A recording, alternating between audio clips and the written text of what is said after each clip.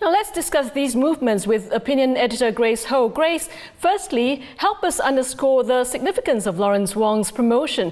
Is this a necessary step to cement his standing as PM Lee's successor, given that he's already PAP's 4G leader? Well, you can't be PM unless you're first DPM. And in this regard, I would say that two words describe today's cabinet reshuffle and promotion. It's unambiguous and it's non-disruptive. It's unambiguous because it formally makes Mr Wong, who, as you pointed out, was named in April as 4G leader, the Deputy Prime Minister. And also driving home his standing as number 2 was the announcement that he will be acting PM when Mr Lee is away, even as Mr Heng Swee Keat remains in place as the other DPM.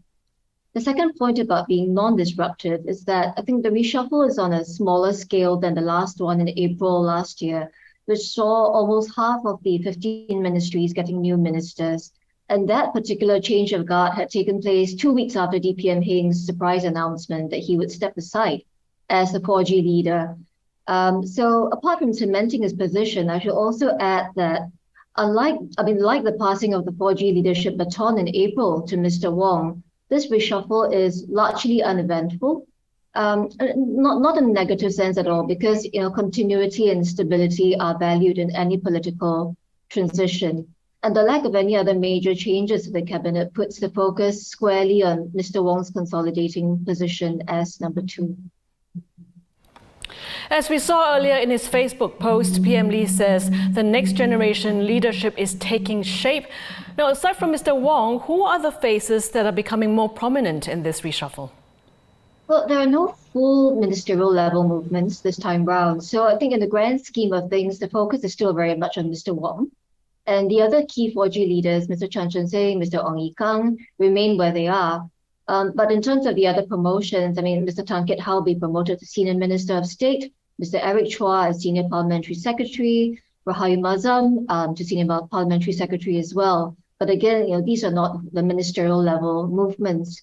But apart from these sort of prominent faces and reshuffling, what's also important is continuity, as I mentioned earlier. So the retention of the senior ministers, Teo Chee Hean and Tharman Shanmugaratnam, also show that both still have roles to play in supporting and guiding the 4G leaders as they take over from the 3G team.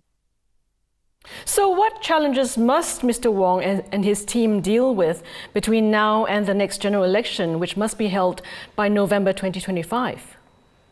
Well, there are obviously some near-term challenges to deal with, from rising inflation and trying to keep the cost of public goods and services down, to coping with the economic and political fallout from the still ongoing COVID-19, the Ukraine crisis, and the many knock-on effects on food supply, supply chains, and so on.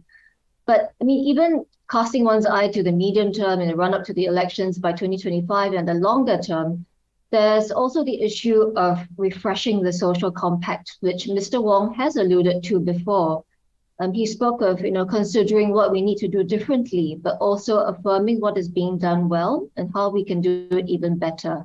He had called this a Forward Singapore agenda, which will set out the roadmap for the next 10 years and beyond. The roadmap is to be a major undertaking of the 4G team and will be formally launched soon. So one hopes that there will be some details coming out within the year.